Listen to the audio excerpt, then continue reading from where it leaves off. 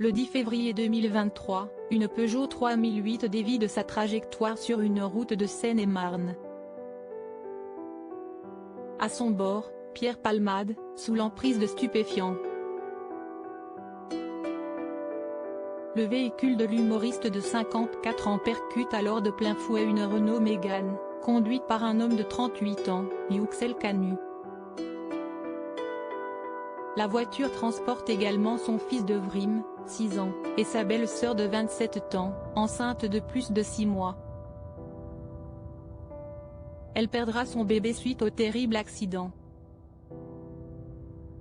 Mis en examen pour homicide et blessures involontaires, l'ancien complice de Michel Larocque est alors placé sous contrôle judiciaire avec interdiction de quitter l'hôpital où il sera pris en charge jusqu'au 24 avril, selon une information communiquée par nos confrères de Paris Match ce mercredi 19 avril.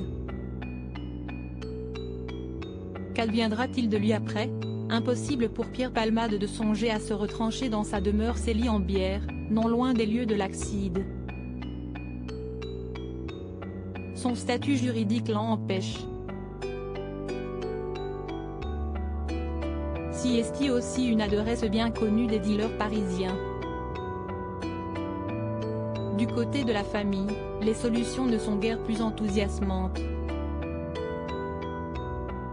Sa sœur cadette Claire ne lui adresse plus la parole depuis qu'elle a entendu ironiser à l'hôpital.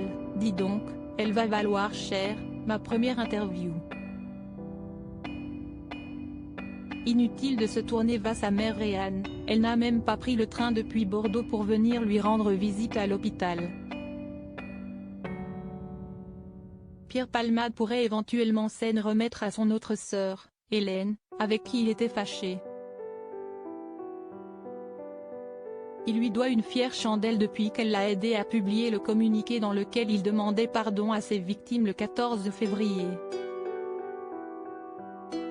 Et la famille de cœur? Ses amis Muriel Robin et Anne Lenné ne veulent plus entendre parler de lui, au même titre que Michel Larocque. Reste Carole Bouquet, intime de toujours, sur laquelle il pourrait s'appuyer. Ces autres problèmes qui attendent Pierre Palmade à la sortie de l'hôpital une fois un pied-à-terre trouvé, Pierre Palmade va devoir faire face à de sérieux problèmes financiers.